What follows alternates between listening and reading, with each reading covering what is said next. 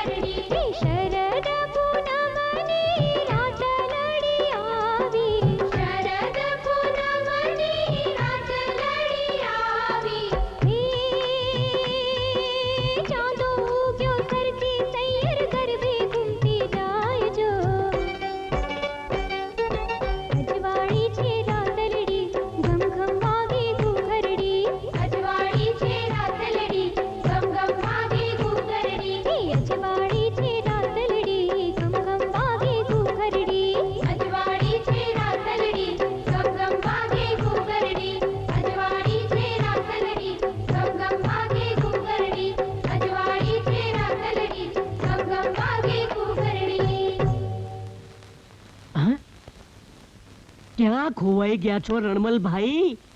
આમ ને આમ બાઘાની જેમ કોને ટાપી રહ્યા છો? અરે જો તો ખરો આંધળી ના, આવું રૂપ, આવું જોબન, સચ કહું ડાયા, મારા જીવનમાં પહેલી વાર ભાળ્યું છે.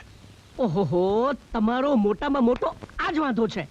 જ્યાં સારું બૈરું જોયું નથી અને તમે પુરાયા થયા નથી. પણ શું? જલ્દી ફાટને મોઢામાંથી. એ જે ગઈ ને એ માથા ફરેલ મિલિટરી વાળા લાખાની બેન સેજલ છે, સેજલ. આહા, તો એ જ કે સેજલ પર નજર બગાડી એટલે સૂતેલા સાવજને છંછેડવાની વાત થઈ.